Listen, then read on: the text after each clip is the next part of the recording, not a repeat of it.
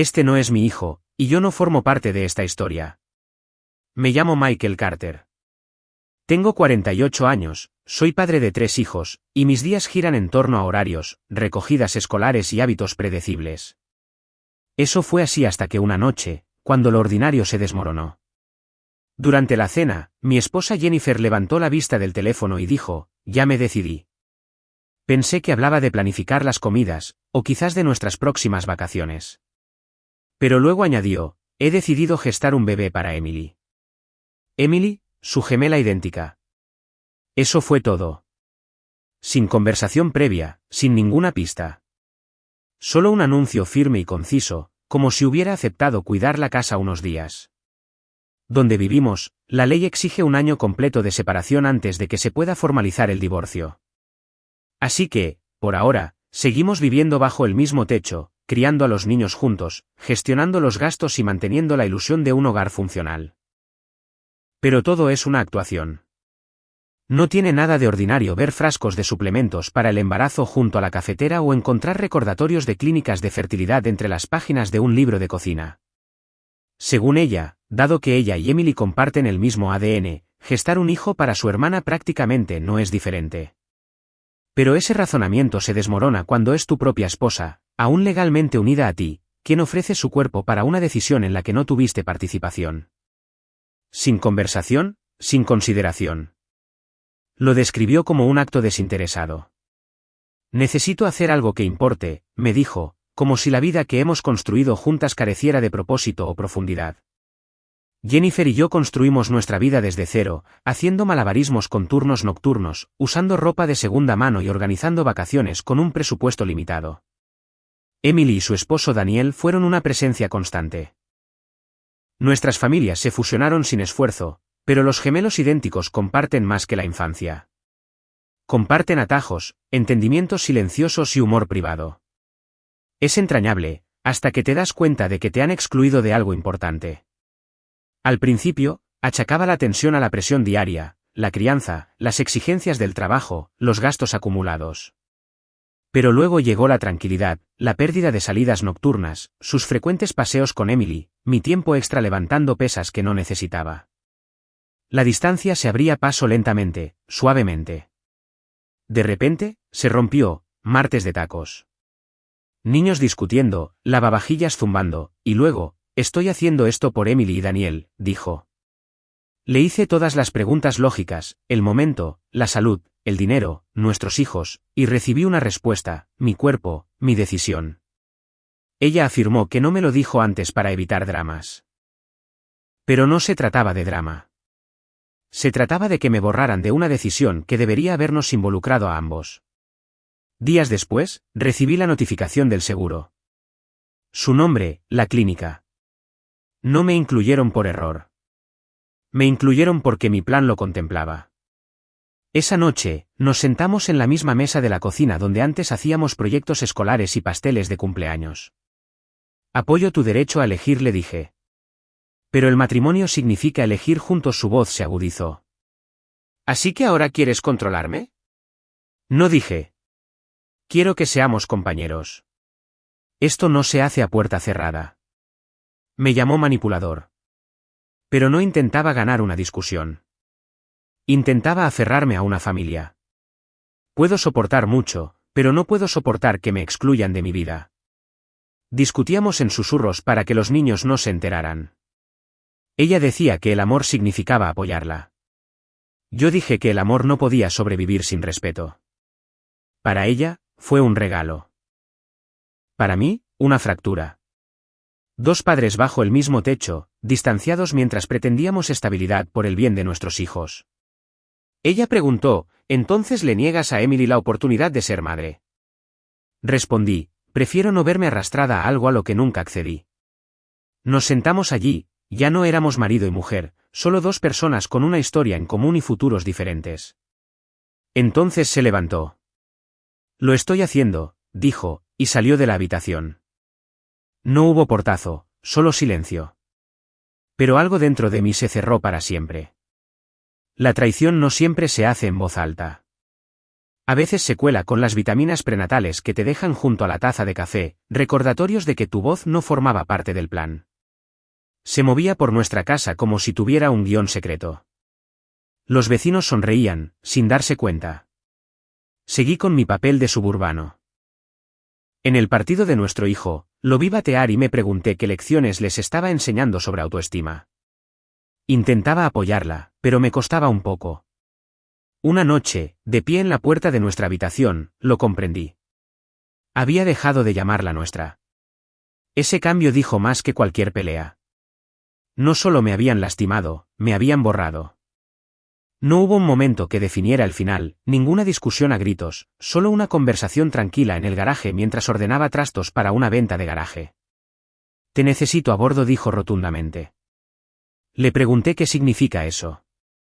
No más resistencia, llévame a las citas, ten paciencia. Ponte al día, enumeró, como si leyera las tareas de una lista. En el fondo, una clara advertencia: si no te alineas, te conviertes en el problema. Mi teléfono vibró, y su grupo familiar nos animó en nuestro viaje. Ni siquiera mencionaron mi nombre. Emily me llamó con cariño. Daniel me dejó un mensaje para que hiciéramos esto juntos, pero yo no formaba parte de nosotros. Miré las bicicletas de nuestros hijos y el equipo de camping viejo del garaje. Tenía una opción: proteger la vida que construimos o ver cómo se reescribía sin mí. No puedo soportar algo que me excluye, dije. Se quedó quieta. Quizás deberíamos replantearnos todo, susurró. Eso fue todo, la grieta por fin apareció. A la mañana siguiente, solicité la separación legal. En nuestro estado, es una pausa predivorcio, disfrazada de sabiduría. El secretario selló los papeles. Las fechas quedaron grabadas en la página como un dolor silencioso. Le escribí, archivé la denuncia, sin dramas, sin amenazas, solo la verdad. Empezó a escribir y luego se detuvo. De camino a casa, compré leche y pilas para el detector de humo que llevaba días sonando. En casa, lo arreglé. Nada de celebración, solo mantenimiento. Esa noche, hicimos panqueques para cenar, como en los viejos tiempos. Había tomado mi decisión, ahora tenía que vivirla. Entonces llegó la prueba. 2 líneas rosas, la confirmación de la clínica. Lo imprimió y lo pegó en la nevera, sujeto con un imán con forma de pelota de béisbol.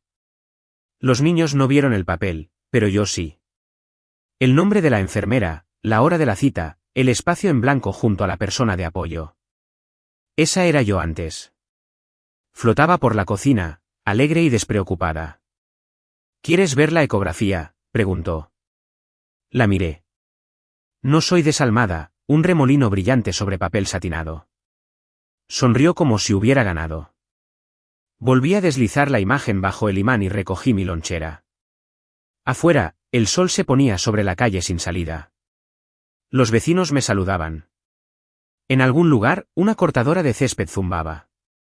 Ella esperaba algo. Quizás una felicitación. No dije nada. Esa palabra es para compañeros de equipo. Esa noche, su charla familiar estalló.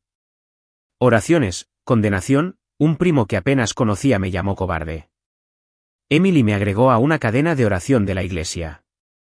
En el servicio dominical, mi nombre apareció junto a personas que se recuperaban de cirugías. Entonces llamó su madre. Un hombre de verdad apoya a su esposa, dijo, como si estuviera citando una calcomanía. Yo sí, respondí, pero no ciegamente. Más tarde, mi hijo mediano hizo la tarea de ortografía en la mesa, pronunciando la palabra responsabilidad.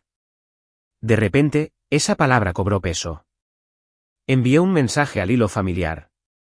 Estaré presente para mis hijos. No participaré en un embarazo que nunca fue nuestro. Lo leí en voz alta una vez. Me sonaba a mí.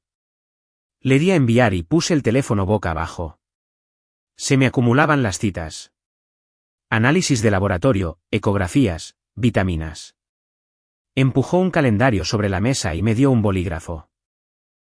Necesitaré que me lleven, quizás un poco de apoyo, como si me pidiera un favor para compartir el coche. Miré las fechas. Ninguna era mía. Aún tienes ayuda, dije. Emily y Daniel pueden intervenir. Murmuró algo sobre aparcar y náuseas. Llevé la furgoneta al servicio técnico porque el verdadero apoyo es directo, no sumisión silenciosa. Cuando llegó el día de escuchar los latidos del bebé, se volvió hacia mí. ¿Quieres venir? Hay sonidos que te cambian la vida. El primer llanto de un bebé, una despedida definitiva. Pero este latido no me pertenecía. Mientras estaban en la clínica, me quedé en casa arreglando una fuga debajo del fregadero. Apreté la válvula hasta que dejó de gotear. En otra habitación, resonó un latido. Pero permanecí en silencio, y por una vez, el silencio me pareció sincero. El juicio no llegó en oleadas. Llegó en susurros, miradas y colas en la caja, asentimientos incómodos de los vecinos. Y, finalmente, un mensaje de voz de la madre de Jennifer. ¿Cómo puedes ser tan cruel?, preguntó. Pasé por el mismo parque donde una vez corrí junto a la bicicleta tambaleante de mi hijo, donde aprendí la gracia de dejarme llevar. Me detuve y dejé que terminara de hablar. Frío no era la palabra correcta, claro sí. Esa noche preparé pastel de carne y puré de papas, de esas que se preparan cuando todo se siente demasiado pesado para preocuparse. Los niños preguntaron si mamá estaba enferma. Está descansando, les dije. Más tarde, me quedé solo en el garaje, apoyado en el banco de trabajo que construí con manos temblorosas y una llave Allen. Fue entonces cuando lo entendí. Te llaman frío cuando tus límites ya no les dan espacio para su comodidad. Tachan de crueldad la claridad cuando ya no los incluye. Emily y Daniel vinieron con pastel comprado y practicaron la empatía. Nos sentamos en sillas de jardín mientras los mosquitos destrozaban el silencio. Emily se inclinó. Se trata de la familia, dijo como si fuera un eslogan de campaña. Daniel asintió como un cabezón. Me quedé mirando el columpio que había construido con ampollas y tornillos. Por eso me niego, dije. Mis hijos no se apuntaron a tu causa, intervino Daniel. Se necesita un pueblo. Pregunté por qué el pueblo seguía enviándome sus facturas. La voz de Emily se tensó. Estás tergiversando algo generoso. No, estaba rechazando el alistamiento en una misión a la que nunca me uní. La luz del porche se encendió detrás de nosotros como si la casa misma necesitara refuerzos. Me levanté, agarré los platos y dije con calma, no planeo un viaje que nunca acepté. Dentro, Jennifer estaba ocupada actualizando el calendario de pared. Partidos de fútbol, visitas al ortodoncista, días de basura. La rutina era su versión de la negación. El miércoles, preparó mi guiso favorito y bromeó sobre compartir sus antojos durante el embarazo. Le solté esa risa que se da en una reunión cuando se quiere avanzar. En nuestra hoja de cálculo compartida, ella tachó, separación, y escribió, atemporal. Lo taché con un bolígrafo. La foto de la boda seguía en la repisa. Sonreíamos en él, congelados en un tiempo antes de saber en qué nos convertiríamos. Lo dejé ahí. Algunos recordatorios permanecen como advertencias. Esa noche, acolchó el cojín del sofá a su lado. Podemos superar esto, dijo. Hemos trabajado duro juntos, respondí. Pero esto es difícil de separar. El lavavajillas silbó como un globo desinflándose. Ella me tomó la mano. Seguí doblando la ropa. Las peticiones no paraban de llegar, té de jengibre, una almohadilla térmica, inscripciones a clases de preparación al parto, una visita a la sala de maternidad. Me preguntó si podía cronometrar las contracciones. Cambié las pilas del detector de humo y revisé el detector de monóxido de carbono. No me estaba preparando para el parto. Estaba sosteniendo lo que me quedaba del mío. Cuando me pidió que le masajeara los pies la misma noche que nuestro hijo menor necesitaba ayuda con un diorama, le dije, puedo pegar árboles o masajearte los pies, no ambos. Ser padres es cuestión de selección. Ocúpate de lo urgente. Te estás distanciando, espetó. Estoy poniendo un límite, respondí.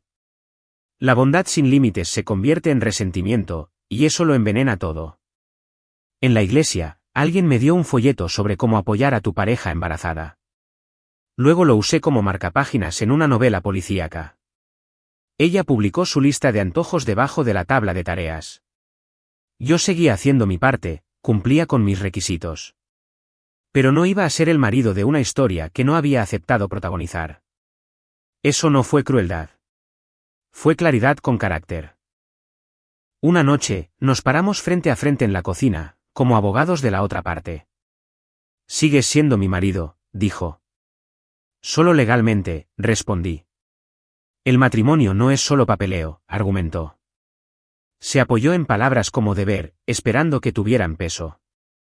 «El deber es la razón por la que preparo almuerzos», dije. «Pero el deber sin consentimiento es servidumbre». Me miró como si no reconociera en quién me había convertido. Por fin aparezco como el hombre que debía haber sido hace años. Sobre nosotros, los niños golpeaban el techo como un latido incesante. «¿No puedes ser amable?», preguntó.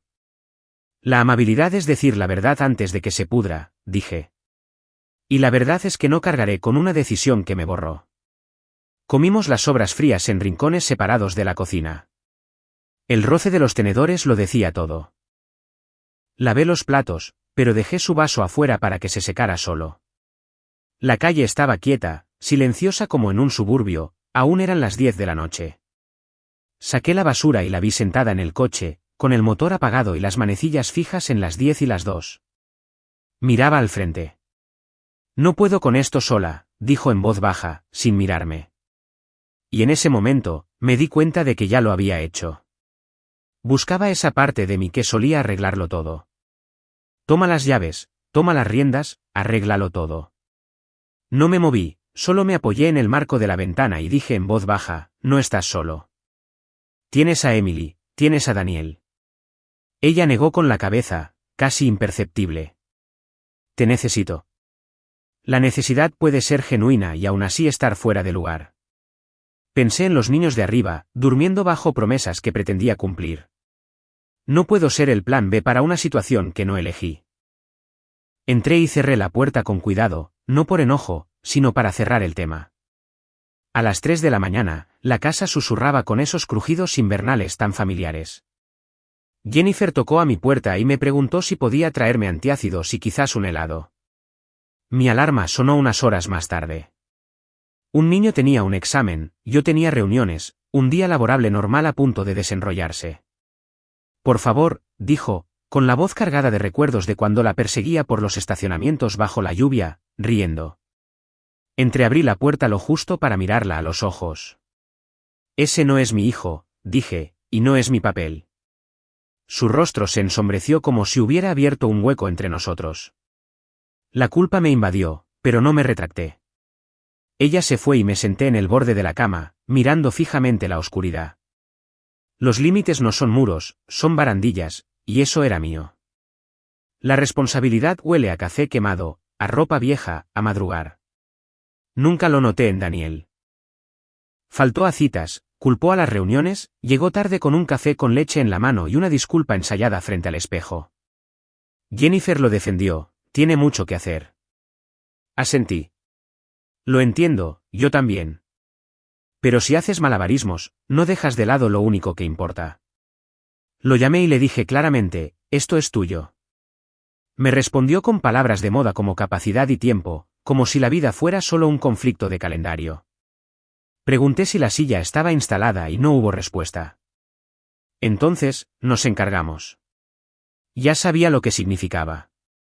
Más tarde, vi la caja del asiento del coche, aún sin abrir, junto al taller, allí tirada como una promesa olvidada. Daniel envió un emoji de pulgar hacia arriba en el chat grupal. Esa imagen decía más que cualquier excusa. A Bills no le importaban las excusas, los copagos médicos, los honorarios legales, los útiles escolares ni el equipo deportivo. Mi calendario parecía un montón de caramelos derramados, brillante, caótico, por todas partes. Creé una carpeta con detalles, no para atacar, solo para recordar. Capturas de pantalla, fechas, notas. Los hechos suelen ser honestos en el papel. Los niños hicieron preguntas que impactaron más que cualquier mensaje de voz. ¿Vendrá mamá al partido? ¿Puede la abuela recogerme si estás ocupado? Respondí con firmeza, como los guardias de cruce que guían a los niños en el tráfico, tranquilos y concentrados. Le dije a mi jefa que no podía predecir nada, pero que mantendría mi horario. Ella lo entendió. Había sobrevivido a su propia tormenta criando gemelos. Una noche, me quedé en el pasillo entre sus habitaciones y sentí el peso, la presión, el papel que nunca me ofrecía asumir. Atrapada es la palabra que la gente usa antes de darse cuenta de que aún tiene una opción. Cumplí con mi parte, pagué lo que debía, puse alarmas, dejé que todo lo demás cayera en manos de sus legítimos dueños. Si querían distancia, se la daba. Un muro construido ladrillo a ladrillo, hecho de documentos y tranquila determinación. Hay una diferencia entre la paciencia y la negación. Lo vi claramente al limpiar un estante lleno de fotos antiguas, picnics, mochilas, 2 personas demasiado jóvenes para comprender el futuro. La mujer de esas fotos aún existe. Ella ya no es la que está a mi lado. Doblé la ropa con cuidado, acepté la verdad. Amaba quienes éramos antes, pero esa versión de nosotros no me corresponde. Una vez lloró por un mal corte de pelo, y le dije que le crecería. Y así fue, no todo crece. Metí una sudadera en un cajón como se dejan flores en una tumba. Apagué la luz sin pedir un deseo. El dolor, cuando es sincero, no suplica. Esa noche, no soñé. Me acabo de dormir. La gente espera que todo se derrumbe con gritos y portazos. Lo que sentí en cambio fue escarcha, todavía frío, definitivo. Mantuve la casa funcionando como un viaje por carretera, con el tanque lleno, la merienda preparada y las raíces memorizadas. Etiqueté los contenedores, las tareas escolares, la preparación del almuerzo, uno junto a la puerta, marcado con un rotulador pequeño, Emily's. Jennifer me sorprendió mirándolo más de una vez. Dejamos de usar apodos cariñosos. Dejó de preguntarme a dónde iba. Ahora hablábamos de listas de tareas, horarios de recogida, citas con el dentista, partidos de fútbol. No castigaba a nadie. Conservaba lo que aún funcionaba. Cuando mis amigos me preguntaban cómo estaba, les decía que estaba bien. Esa era la verdad, como la sobriedad después de tanto fingir. Una noche, Jennifer me dio un libro de bebé, de tapa blanda, nuevo. ¿Quieres ayudarme a elegir un nombre?, me preguntó. Los nombres son promesas, dije, y no hago promesas que no pueda cumplir. Devolví el libro y fui a buscar una manta para los niños. Las promesas sí que podía cumplir. La bolsa del hospital apareció junto a la puerta, cerrada, lista como equipaje para un viaje al que no me habían invitado. Unos días después, Daniel me envió una foto de una silla de auto en su maletero, como si una prueba de esfuerzo pudiera sustituir a un regalo. No respondí. Los niños notaban que algo no iba bien. Mi hijo mayor preguntó, «¿Todo es diferente ahora?» Algunas cosas podrían cambiar, dije. Pero las grandes, los panqueques del sábado, la tarea en la mesa, el perro robando el sofá, siguen igual. En un partido de ligas menores, vi a mi hijo atrapar un roletazo y lanzarlo limpio a primera. Sin drama, solo un out fácil e inteligente. Simplemente inteligente y fácil. Admiraba esa sencillez. Esa noche, Jennifer estaba en la puerta. ¿Estarás lista? La miré a los ojos.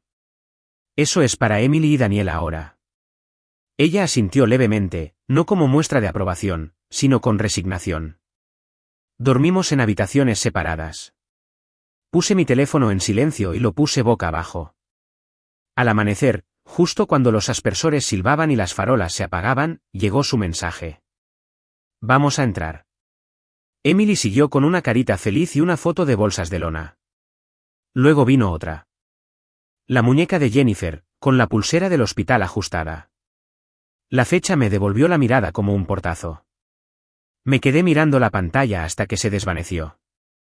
En otra versión de la vida, habría agarrado la bolsa, besado a los niños y me habría saltado todos los semáforos en rojo para llegar. Pero no en esta vida. En esta vida, servía cereal, me ataba los zapatos y preparaba almuerzos. ¿Por qué te vistes tan temprano?, preguntó uno de ellos. Un gran día, dije. Pero no del tipo que publicas. Emily llamó. Lo dejé sonar y respondí, hoy estoy con los niños. El chat grupal se convirtió en un torrente de actualizaciones. Estadísticas, números de sala, fotos borrosas del monitor, como un evento deportivo para el que no había comprado entradas. La mamá de Jennifer dejó un mensaje de voz. Se le quebró la voz a media frase. Te necesita. Esa palabra, necesidad, me pesaba. Preparé sándwiches, corté las cortezas, puse el lavavajillas. Llegaron más mensajes. La gente tenía buenas intenciones. Siempre las tiene. Sí, el nacimiento es un milagro, pero el consentimiento también importa. Al mediodía, salí con el perro. El sol me dio como una linterna en la cara. En algún lugar de mi mente, me imaginé sentado en el vestíbulo de un hospital, con plantas de plástico, máquinas expendedoras y una sonrisa forzada. En cambio, cambié la lavandería. Cuando llamaron del hospital, silencié el tono de llamada. Hay veces que es mejor decir no en silencio. Más tarde, Jennifer me llamó ella misma. No hubo mensajes grupales, solo su voz, débil y cansada. Michael, dijo. Por favor. Detrás de ella, las máquinas zumbaban sin parar. Solía ser un sonido que me hacía correr a ayudar. ¿Puedes venir? Solo para cerrar el ciclo. Como si la presencia pudiera arreglar lo que la ausencia se había visto obligada a proteger. No voy, dije. Hiciste votos. Prometí ser tu pareja. Dejaste de tratarme como tal. Se trata de la familia. Sí, y nuestros hijos esperan cenar y que todo vuelva a la normalidad esta noche. Ellos también forman parte de esta familia. Silencio, luego una voz apagada de fondo. Probablemente Emily. Jennifer lo intentó de nuevo. Cariño, dijo ella, buscando algo familiar. No lo agarré. Dije que no, mi voz no tembló. Después del atardecer, comenzaron las reacciones negativas. Mensajes de voz plagados de culpas. Los mensajes se acumulan como volantes en un parabrisas, egoístas, despiadados. Aparecen hombres de verdad. Escuché algunos, borré la mayoría y guardé los que revelaban la verdad, sin tapujos. Las capturas de pantalla no olvidan cuando la gente intenta editar el pasado. Emily advirtió que mi ausencia reescribiría la historia. Pero las historias no son sagradas si se basan en la ficción. Revolví la salsa para pasta hasta que la cocina olió a tiempos mejores. Luego redacté un mensaje para el hilo familiar.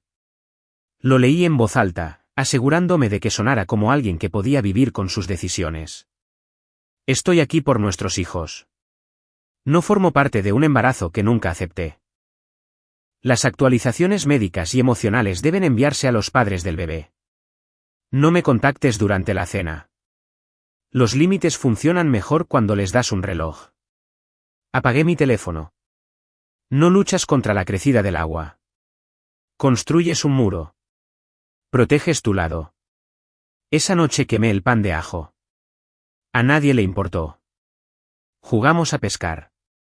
Mi hijo menor hizo un poco de trampa, lo justo para que se notara. Lo arropé con mantas extra y le conté un cuento inventado para dormir sobre ardillas que roncan. Lo normal es algo que vale la pena proteger. Cuando por fin se hizo el silencio en la casa, lavé las últimas sartenes despacio, como había visto hacer a mi padre de pequeña. Él creía en las pequeñas acciones bien hechas, incluso cuando nadie miraba. El calendario escolar estaba colgado en la nevera. Excursión el miércoles, concierto el viernes. Marqué ambas fechas en rojo. En la sala, el columpio que Jennifer había pedido seguía sin armar. Las correas suaves parecían disculpas. Las cubrí con una toalla para no verlas cada vez que pasaba. Hay caos que requiere atención. Decidí no darle el mío. Cerré las puertas con llave, apagué las luces y me fui a dormir. 2 días después, la puerta principal se abrió.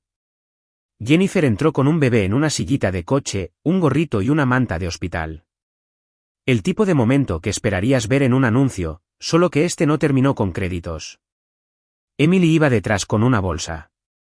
Daniel lo siguió, sosteniendo solo su teléfono. El perro se animó. Los niños se detuvieron a mitad del movimiento. El aire se sentía más enrarecido.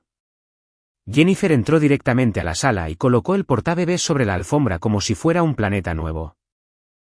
Los biberones aterrizaron en la encimera, los pañales se apilaron en la otomana, y una almohada de lactancia ocupó el lugar donde solíamos amontonar el correo. Solo nos quedaremos un ratito, dijo Emily, solo hasta que me recupere del todo. Jennifer me miró como si quisiera que mi silencio bendijera esta decisión. No me opuse. Le puse nombre. Este bebé no es mío, dije con calma. Tu habitación sigue estando al final del pasillo, tú, Emily y Daniel. Ya tienes un hogar. El bebé se movió, emitiendo ese suave ruido de recién nacido que llega hasta lo más profundo. Dejé que me invadiera como el clima. El tiempo pasa, las paredes se quedan. Por la noche, la casa sonaba con más fuerza que nunca. El refrigerador zumbaba bajo, el reloj marcaba el tic-tac como un metrónomo. El llanto del bebé se filtraba por todas partes. Ese sonido está hecho para conmover a los adultos. El mío tuvo que aprender a no hacerlo. Alrededor de las 3 de la madrugada, Jennifer tocó suavemente la puerta y susurró mi nombre. Miré al techo y conté 4 respiraciones lentas antes de responder. Los niños tienen escuela, dije. Tengo mañanas.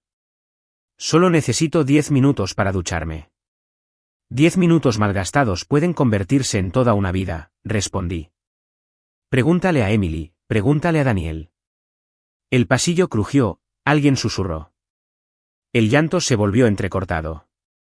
Me giré hacia un lado y pensé en los exámenes de matemáticas, en las recogidas de los niños del colegio, en el horario de la cena. Las prioridades no son despiadadas, sino ordenadas. Al amanecer, preparé café y huevos mientras la casa aún olía a sueño. Jennifer entró con la mirada perdida. Le di un plato. Alimentar a mi familia es mi trabajo. Me mantuve firme, incluso con el estómago vacío. Las familias pueden estallar en pedazos rápidamente. Una noche, el llanto del bebé llegó a su punto máximo y nadie encontraba el chupete adecuado. Jennifer le ladró a Emily. Emily le respondió con un mordisco. Daniel vio un partido de béisbol en silencio como si fuera a explicarle qué hacer. Recogí las cosas del colegio de nuestros hijos, los llevé en silencio a sus habitaciones y cerré las puertas como si fueran contraventanas. En el pasillo, Jennifer me acorraló. Bajó la voz, pero la llenó de tensión. Podrías echar una mano, dijo. Toma una botella y abrázala por una vez. Mantuve mi tono monótono. Planeaste esto sin mí. Puedes hacerlo sin mí. Soltó palabras, fantasma, piedra, una docena de sustantivos que parecían precisos en forma, pero no en significado. El bebé chilló como un punto al final de su frase. Salí. La noche era fresca, las luces del porche parpadeaban. Un vecino regaba su jardín con una linterna. Me quedé junto a la acera mirando nuestras ventanas iluminadas. Puedes amar a la gente que vive en una casa y aún así elegir no caminar sobre el fuego. A las 4 de la madrugada, la casa por fin se sumió en un silencio que parecía merecido. Estaba a punto de dormirme cuando el colchón se hundió tras mí y la sentí acomodándose. No puedo con esto sola, susurró, sin más sinceridad. En otra vida, esa frase me habría puesto en marcha. Una solución rápida, una toalla húmeda, un reinicio. Pero miré a la oscuridad y recordé cómo había pasado por todo este proceso, como elegir cojines, invitándome a admirar su gusto después de que todo estuviera hecho. No estás solo, dije con calma. Emily y Daniel son los padres. Tu madre vive a 5 minutos. Empieza con ellos. Inhaló con ese temblor que produce quien reprime una emoción. Te lo estoy preguntando. Me imaginé a nuestros 3 hijos, dormidos al final del pasillo, con el pelo sudoroso pegado a la frente, respirando suave y rítmicamente. No puedo ser el padre de una decisión que me hizo desaparecer. Empecé, pero la frase era entrecortada. Se levantó y se fue, sin molestarse en cerrar la puerta. La mañana la encontraría abierta. La gente cree que la furia es la emoción más dolorosa, pero a veces es el frío lo que hiere. Los días siguientes los pasé como un hombre arreglando tejas mientras nevaba. Sin estilo, solo concentración. Planché camisas, pagué facturas, limpié el bicarbonato de sodio de un volcán del fregadero de un proyecto de ciencias. Jennifer me observaba la cara como si buscara chispas. Encontró brasas. ¿Sientes algo?, preguntó una noche. Quería decir que sí, la profunda atracción de lo que solía ser, el dolor por la vida que casi fue. Pero las emociones pueden atraparte como lodo. Estoy haciendo lo correcto, dije en cambio. Es un sentimiento que sabe cómo comportarse. Lloró en el sofá con el bebé dormido a su lado. Los tapé con una manta porque la empatía aún tiene brazos. Luego le ajusté la correa al perro y caminé, porque la repetición impide que los hombres se desmoronen. Afuera, un vecino me saludó con cuidado, como quien conoce parte de la historia y no está seguro de si debe mencionarla. Le devolví el saludo, un hombre con abrigo de invierno en primavera. El entumecimiento me sostenía. Eso fue suficiente. Las llamadas seguían llegando. Su madre, luego su tía, luego una mujer de un estudio bíblico, diciendo que se sintió guiada a decir la verdad. La verdad no necesita comillas. Dejé que la mayoría sonara y me guardé las que me acusaban de cosas que tendría que refutar más tarde. No permite asistencia médica, dijo uno. Lo presenté junto con capturas de pantalla que mostraban citas pediátricas, revisiones dentales y permisos firmados. Mi abogado me dijo que documentara, no que me desahogara. El papel guarda los hechos. Mientras tanto, la vida no esperó. Día de la basura, recogidas en la biblioteca, noche de pizza. En el parque, mi hijo menor llegó a la cima del trepador repitiendo la misma frase una y otra vez, un paso más, un paso más. Así es como los hombres superan los 30 y los 40, resistiendo el sprint. Yo elegí el ritmo. Esa noche, silencié mi teléfono y puse una alarma para dormir como límite. Una pila de carpetas en mi mesita de noche se hizo más alta. Uno no lucha contra tormentas como esta, las sobrevive. El sábado por la tarde, Daniel tocó como si todavía estuviera en el instituto. 3 toques, pausa, 2 más. Abrí la puerta y vi a un hombre desgastado por el estrés, pero que no había cambiado. ¿Podemos hablar?, preguntó de hombre a hombre, lo que suele significar, quiero que arregles algo que yo debería estar arreglando. Nos quedamos en el porche como si estuviéramos comparando marcas de fertilizantes. Está abrumada, dijo. ¿Podrías ayudarla? Las palabras para ella llegaron como si fueran cartas ajenas. Se las devolví. Eres el padre de su hijo, dije. Apóyate en tu familia. Habló de la recuperación de Emily. Los plazos se acumulaban, un jefe que no entendía. Los jefes rara vez lo hacen, a los bebés les da igual. ¿Ya aprendiste a envolverlos?, pregunté. No respondió. ¿Has revisado el manual de la silla de auto? Se quedó mirando sus zapatillas. Todos somos familia, ofreció. Asentí. Y las familias tienen carriles, quédense en el suyo. Apretó los labios. Asintió con la cabeza, pero no significaba nada. Entonces llegó la verdadera pregunta. Solo un par de noches, dijo, hasta que Emily mejore. Así empieza la erosión. Una ola a la vez. La habitación de invitados es para mis hijos, dije. Para las pijamadas de los primos. No para los padres de un bebé que tiene a dónde ir. Mencionó cubrir los gastos si eso me ayudaba a aceptar. Pero el dinero no es el problema. La propiedad es.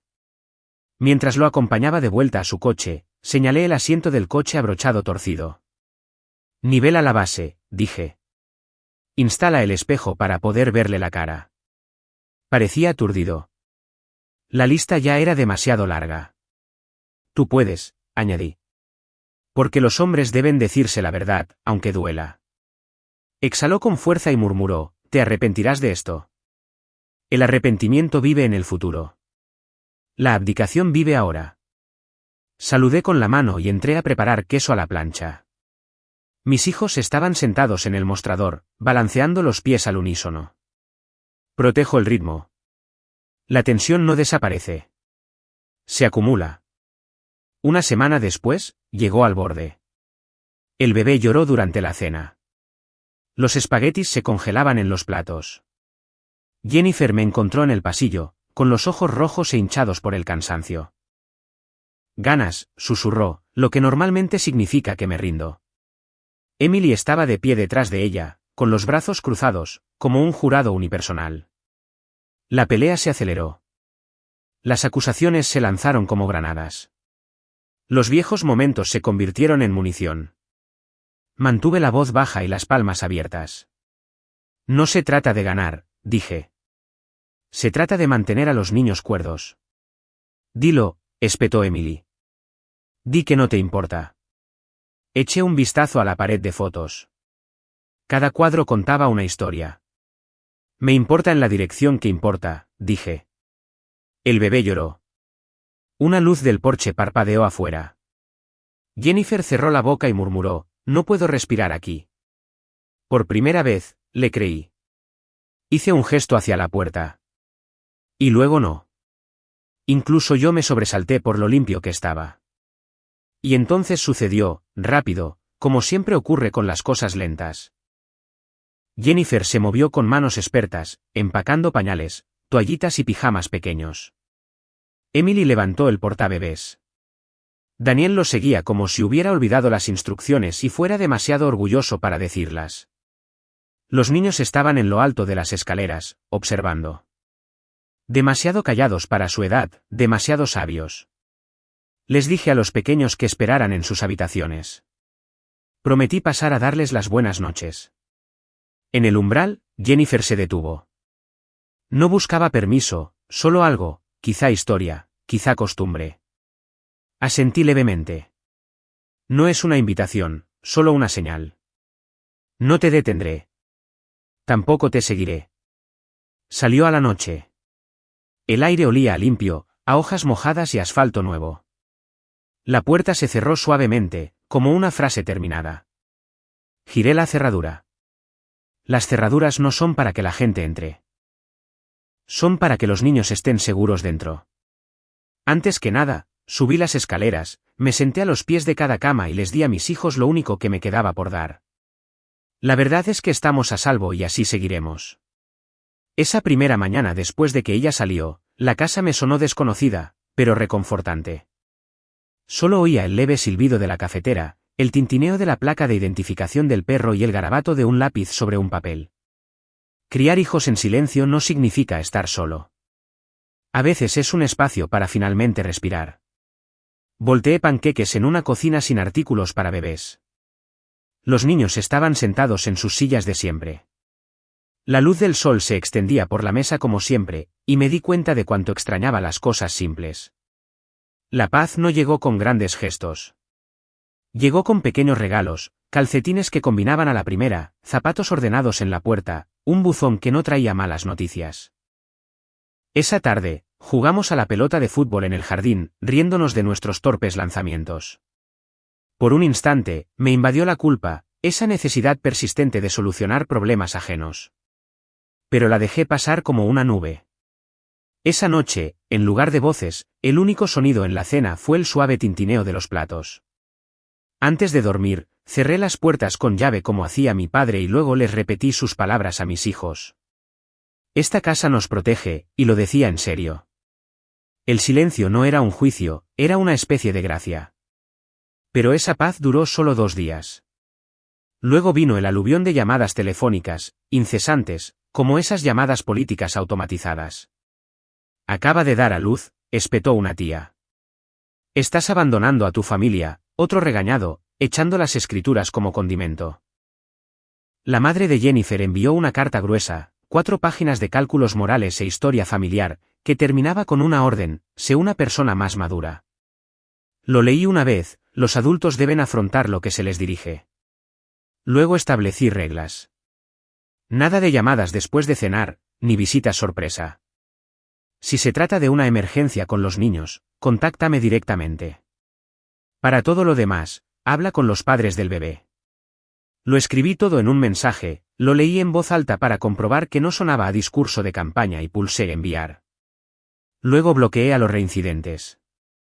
Al día siguiente, mientras hacía la tarea, mi teléfono se quedó en silencio. Practicamos vocabulario, responsabilidad, elección y confianza. Podía oír la lección resonando en ambos lados de la mesa. La presión solo funciona con quienes aún no están seguros. Yo no estaba inseguro, había tomado mi decisión. Ninguna persuasión iba a desviarme del rumbo. Puedes ser constante sin ser cruel.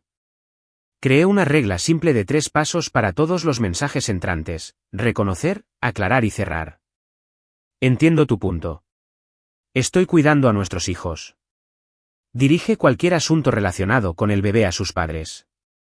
Copiar, pegar, listo. Los niños hicieron preguntas breves pero concisas mientras iban en coche. ¿Mamá está enojada contigo? ¿Hicimos algo mal? Respondí concisamente y con sinceridad. A veces los adultos no están de acuerdo, tú no eres la causa. En el trabajo, le dije a mi jefa que me mantendría centrada y confiable. Ella asintió con complicidad, como quien ha superado tormentas y ha guardado linternas extra. Un vecino me dejó un guiso con un mensaje sencillo. Sin dramas, solo comida. Lo calenté y luego escribí a mano una nota de agradecimiento. Las tardes volvieron a encontrar su ritmo. Tareas, comidas recalentadas, pasear al perro, apagar las luces. Cada gesto silencioso me recordaba la promesa que había hecho. Para proteger nuestra paz y mantener el caos fuera de los muros. Ser firme no significa ser insensible. Significa que tus emociones te acompañan, no que toman el timón. Ahora estoy al mando. Entonces Emily me dejó un mensaje de voz de 3 minutos, pulido como una charla TED. Me acusó de manipular la verdad, de usar los límites como herramientas, de traicionar la hermandad que compartía con Jennifer. Usó cruel 2 veces y familia 7 veces. La escuché una vez en mi escritorio, y luego otra vez en el garaje, donde las palabras no resonaban. Su última frase me quedó grabada.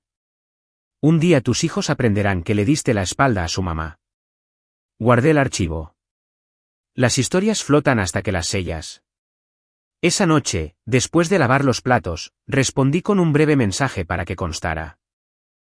Me saltó el buzón de voz. No hablaré de esto por teléfono. Mejor sigamos con los mensajes escritos. Cualquier cosa relacionada con el bebé debe ir dirigida a ti y a Daniel. Dejé el teléfono y ayudé a mi hija a pegar palitos de helado para formar un pequeño puente. Probamos su resistencia hasta que se rompió. Entonces, con una risita, la reconstruyó para que fuera más fuerte. Mensaje recibido. Estoy reconstruyendo algo que tiene que perdurar. El sábado, Daniel apareció con las manos en los bolsillos y una sonrisa fingida. Esa mirada que ponen los hombres cuando esperan cambiar la incomodidad por alivio. ¿Podemos hablar 5 minutos?, preguntó. Nos quedamos en el porche como 2 vecinos charlando sobre la reparación del techo. Jennifer está pasando apuros, dijo. ¿Podrías ayudar? Señalé el callejón sin salida donde nuestros hijos aprendieron a andar en bicicleta. Los solté cuando estuvieron listos, dije. Tuvieron que presionar los pedales. Me contó que la recuperación de Emily fue más lenta de lo esperado, que el trabajo era abrumador y que apenas lograba mantenerse en pie. Asentí. Esas eran verdades válidas. Entonces di la mía. Cuida a tu hijo. Me ofreció dinero, un horario, promesas vagas que parecían cupones, términos y condiciones ocultos en letra pequeña. Le dije que nuestra habitación de invitados no era un plan B para la casa de otra persona. Me preguntó, ¿y si te arrepientes de esto después? El arrepentimiento vive en el futuro, respondí. Los límites viven en el presente. Abrí la puerta lo suficiente para terminar la conversación y volví a entrar. Más tarde esa semana, regresó con la sillita del coche en la mano y el manual de instrucciones bajo el brazo. Confundió la orientación con la crianza compartida. ¿Puedes enseñarme a usar esto?, preguntó. Los cimientos se convierten en rutinas, las rutinas en suposiciones. Aún así, lo acompañé hasta el coche, ajusté el asiento, abroché las correas y le dije lo que todo padre primerizo necesita oír. Eres capaz, y ahora es tu responsabilidad. Cuando intentó explorar nuevos territorios, tal vez el bebé podría pasar 1 o 2 noches aquí, no suavicé la respuesta. No, tal vez no, pensémoslo, simplemente no. La palabra sonó nítida, como morder una manzana fría. Dentro, mi hijo gritó desde la cocina pidiendo ayuda con la división larga. Dejé a Daniel en la entrada con una silla de auto que funcionaba y tomando sus propias decisiones. En la mesa, dividimos los números en partes ordenadas. Todos veían dónde iba cada parte. Así quería nuestra vida. Matemáticas sencillas que un niño pudiera seguir, sin trucos, sin números ocultos. Pasó una semana, y entonces Jennifer me envió un mensaje: ¿podemos hablar? Sin testigos, sin refuerzos, acepté. De día, en el porche, llegó con una bolsita, con esa valentía desgastada que solo se nota en las mamás primerizas y en los maratonistas de la milla 32. El bebé se quedó con Emily, eso era nuevo. ¿Cómo están los niños?, preguntó. Le presenté los datos, el proyecto de ciencias, la rodilla raspada y la victoria en el examen de ortografía.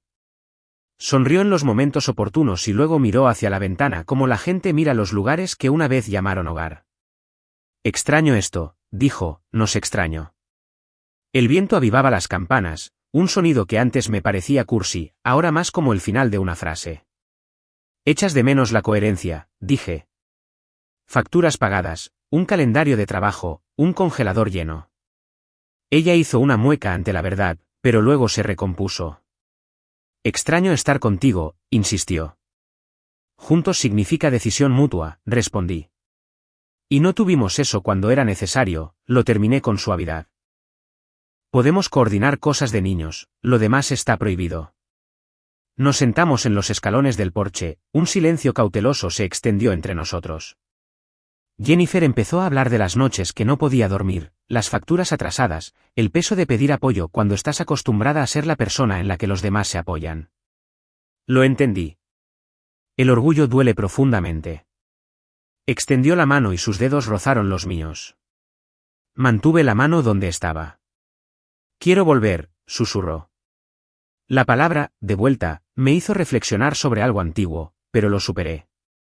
¿Qué es lo que pides, además de rutinas y una dirección postal? Su pausa decía más que sus palabras. Necesito constancia, admitió finalmente, con voz tenue pero sincera. Esa palabra me sonó acertada, pero no era amor. La constancia ayuda, no es compromiso.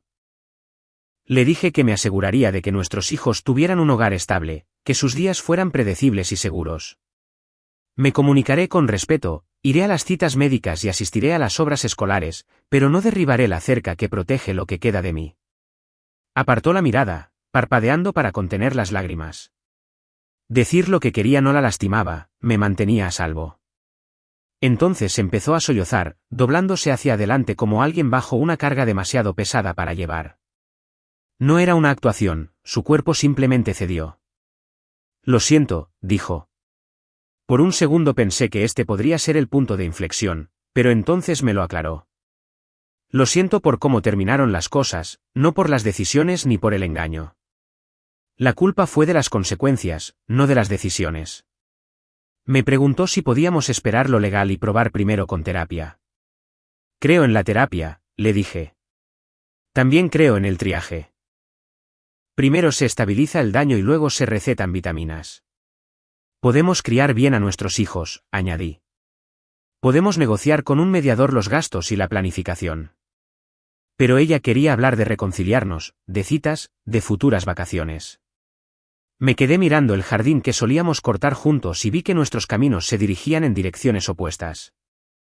No voy a reconstruir nada sobre hormigón agrietado, dije. Eso dio por terminada la conversación. Se secó la cara, se levantó y asintió como si entendiera. Pero entender no significa estar de acuerdo. Mi límite se mantuvo firme. Más tarde oí rumores de que tal vez tenía frío. O tal vez por fin había dejado de confundir la amabilidad con la entrega. Me mantuve abierto en lo que importaba, recogidas escolares, informes médicos, logística compartida. Cuando Jennifer me envió un mensaje pidiendo que la llevara a una cita de seguimiento mientras Emily tenía una cita con el pediatra, le envié 3 opciones, su mamá, Daniel. No fui desdeñosa, simplemente no estaba participando en la rutina. Imprimí una lista de recursos, grupos de apoyo, servicios de vivienda, asistencia legal y consejeras de lactancia. La amabilidad también puede ser información. Se la di sin ofrecerle mi coche. Esa noche, nuestro hijo mayor me preguntó, ¿odias a mamá? No, le dije, el odio pesa demasiado. Llevamos poco equipaje estos días. Hicimos sándwich de queso a la plancha y vimos un programa de restauración de casas antiguas. El presentador dijo que no podían faltar a la inspección. Los asuntos desatendidos se convierten en grandes problemas. Es cierto, asentí. Nos reímos de una escalera tan inclinada que parecía un tobogán. Frío no era la palabra, claro sí, y la claridad nos salvó del mal. Se acabaron las noticias susurradas, solo papel. Un camarero me entregó un sobre grueso con el sello del abogado de Jennifer. Letras en negrita detallaban acusaciones audaces. Mi antiguo yo se habría desmoronado. La versión actual abrió una caja de archivos y se puso manos a la obra. Etiqueté carpetas, custodia, comunicación, finanzas, pruebas. Imprimí mensajes donde definía límites, recibos de visitas médicas, calendarios marcados con quién hizo qué. Mi abogada, una mujer tranquila que prefería los verbos al drama, me recordó que debía ser concisa y veraz. Los tribunales respetan los datos fácticos y aburridos. Presentamos nuestra respuesta. Pasé un fin de semana escaneando papeles mientras los niños construían un fuerte con mantas que cubría toda la habitación y la devolvía llena de risas. Por la noche, practicaba respuestas. Sí, lo tuve claro desde el primer día. No fui a citas prenatales por un embarazo que no era mío. Sí, quiero que mis hijos tengan un vínculo sano con su mamá. El espejo no parpadeó. Planificar no es paranoia, es responsabilidad. Cuando llegó el correo electrónico con la fecha de la audiencia, la marqué con un círculo. Luego me fui a dormir. Su abogado alegó abandono, negligencia emocional y desatención económica. Las palabras parecían intimidantes en el papel, pero tenían menos peso frente a las marcas de tiempo y las capturas de pantalla. Solicitaron apoyo financiero temporal, alegando su incapacidad para trabajar debido al cuidado del recién nacido. Mi abogado me mostró el acuerdo de gestación subrogada sin firmar, los correos electrónicos que demostraban mi negativa a participar y los registros que transmitían las decisiones sobre el bebé a Daniel y Emily. Durante la declaración, me preguntaron, ¿alguna vez has gritado? Sí, dije, una vez, cuando la alarma de humo no dejaba de sonar a medianoche. Todos rieron. Las casas no mienten. ¿Aún amas a tu esposa? Amo a la madre de mi hijo, dije, y respeto su lugar en el mundo. ¿La ayudarías a recuperarse? Siempre me aseguraré de que los niños tengan lo que necesitan y de que ella tenga el acceso y la información necesarios para ello, respondí. Entonces dije las palabras que me anclaron, no a mi hijo, ni a mi responsabilidad, ni a mi vida. Sonaban duros. En teoría, parecían aún más duros, pero eran sinceros. Esa frase se convirtió en su dardo y en mi escudo. En el tribunal, expliqué con paciencia, como un padre que ayuda en una feria de ciencias. La obligación surge de los votos, los acuerdos legales o la biología. Este embarazo no cumplía ninguno de esos requisitos para mí. No fui mala, solo constante. Entregamos nuestro expediente, mensajes donde le deseaba lo mejor, pero rechazaba involucrarme, notas con planes escolares, todos los recibos de las necesidades de nuestros hijos. Su lado me ofreció mensajes familiares insultándome. Al juez no le importaron los familiares. Aclaramos el dinero que había cubierto, la hipoteca, la luz, la comida. No buscaba una victoria legal, buscaba demostrar que tenía un hogar estable. Mi abogado me hizo la única pregunta importante, ¿dónde has estado concentrado? ¿En los niños, en las rutinas, en la escuela, en un hogar seguro? La sala del tribunal parecía una biblioteca, seca, silenciosa. La verdad baja la temperatura. Salí sin orgullo ni destrozo, simplemente listo, como quien se adapta a un viento repentino, plantando los pies en el suelo. La audiencia se sintió como una larga reunión de padres y maestros, sin las obras de arte en las paredes. El juez hizo preguntas breves e interrumpió los monólogos para pedir detalles. Un tutor Adel Item habló con los niños. Su informe confirmó lo que ya sabía, estaban prosperando. Buenas calificaciones, días predecibles. El abogado de Jennifer se apoyó en la emoción, el sacrificio, los sueños, la concentración en el impacto y los resultados. Vimos un breve vídeo tutorial de la casa. Habitaciones ordenadas, una tabla de tareas en el refrigerador, mochilas junto a la puerta. La evidencia aburrida es contundente. Cuando Jennifer subió al estrado, lloró. No aparté la mirada. Dijo que creía que era posible sanar con ayuda. El juez preguntó a quiénes incluimos y qué significaba ayuda. Se hizo el silencio también habla. Cuando me tocó hablar, fui directo. Siempre apoyaré que los niños tengan un vínculo fuerte con su madre, pero no compartiré techo ni me haré responsable de un hijo que no es mío. No hubo un golpe de mazo dramático, solo un clic silencioso. El juez dijo que el fallo final se emitiría por escrito, y todos salimos al pasillo. La luz exterior era más nítida que antes. Ese martes por la tarde, recibí la decisión por correo electrónico, un PDF que detallaba el camino a seguir. Lo abrí en la mesa de la cocina, el corazón de nuestro hogar. Decía que tendría la custodia física completa, visitas programadas para ella y la patria potestad compartida sobre nuestros 3 hijos. Todo estaba detallado, como instrucciones paso a paso que cualquiera podía seguir. No había manutención conyugal por el bebé. Cada línea parecía menos una victoria y más un andamiaje, algo temporal para mantener las cosas firmes mientras reconstruíamos. Imprimí 2 copias, una para la carpeta del archivador y la otra, clavada en el refrigerador con un imán con forma de guante de béisbol. Los niños entraron ruidosos y hambrientos después de la escuela. Les conté solo lo importante. Te quedas conmigo. Visitarás a mamá algunos días. Nada más cambia. Mi hijo mayor exhaló como si hubiera estado conteniendo la respiración. Se notaba la liberación. Esa noche, me quedé junto al fregadero lavando platos con la ventana abierta, dejando que la brisa se llevara meses de tensión. La casa recuperó su murmullo. El silencio ya no era casualidad. Era una decisión. Esa primera semana completa fue como ponerse unos zapatos que por fin me quedaban bien. Las mañanas volvían a ser tranquilas, huevos friéndose, mochilas cerradas, alguien bromeando sobre quién se había olvidado de guardar la leche. Preparé almuerzos y escribí notas con frases cortas como, eres fuerte y estoy muy orgullosa de ti, porque las pequeñas palabras alegran los días. Después de la escuela, jugábamos a la pelota en el patio. Más tarde, nos sentábamos a la mesa de la cocina, entrechocando los lápices y contando historias. Una noche, una tormenta nos dejó sin electricidad. Encendí velas y la sala se convirtió en una fogata sin el fuego. Jugamos a pescar con linterna y nos reímos cuando el perro se escapó con la tarjeta de alguien. Mi hijo menor preguntó, ¿estamos bien? Hice una pausa antes de responder. Miré los 3 rostros por los que cruzaría cualquier tormenta para proteger. Estamos más que bien, dije. Estamos anclados. Más tarde, cuando volvió la luz, nadie reaccionó. Ya habíamos encontrado algo más importante, ritmo, tranquilidad, un hogar que no se peleaba consigo mismo. De pie en el pasillo con una cesta de ropa sucia en la mano, comprendí algo. La paz no grita, se queda. La primera recogida fue ese viernes. Preparé con cuidado las maletas, pijamas, peluches favoritos y una copia impresa del horario del fin de semana cuidadosamente guardada en el bolsillo. Cuando Jennifer llegó a la entrada, acompañé a los niños y mantuve la voz tranquila. Que se diviertan, que se porten bien, que me avisen si hay algún cambio. Nada de grandes discursos, solo ser padres.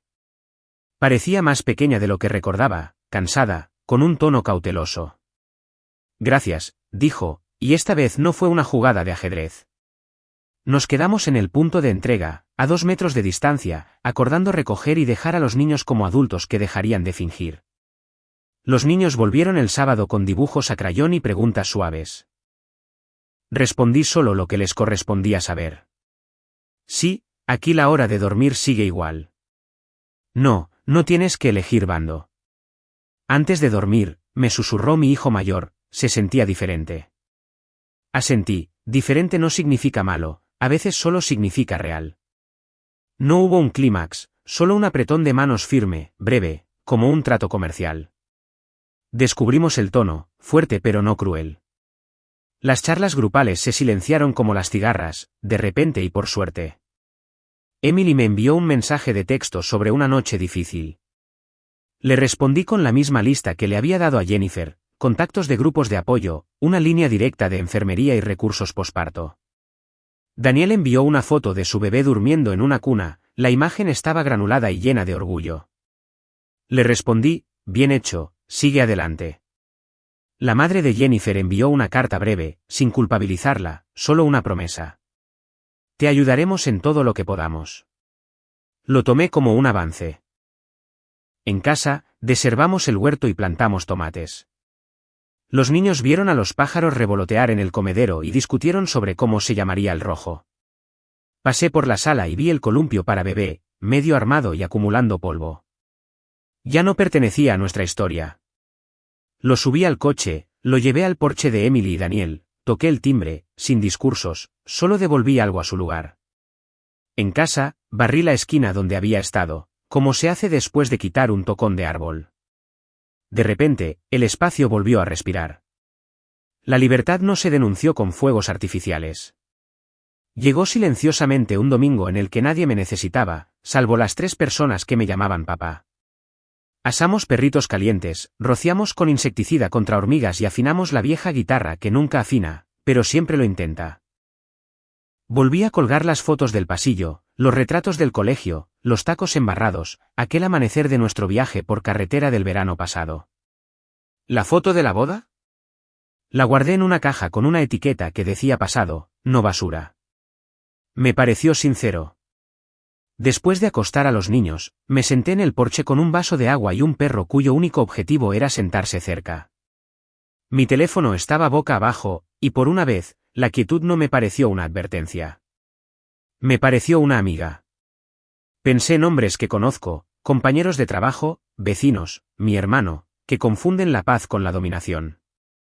No estaba ganando, estaba manteniendo un hogar. La brisa se filtraba entre las hojas de arce y oí la voz de mi padre, como un recuerdo en el viento. Simplemente haz lo correcto. Solté un suspiro profundo, limpio, con los pies en la tierra, y me di cuenta de algo. Ya no me preparaba, ya no esperaba que llamaran. Estaba en casa.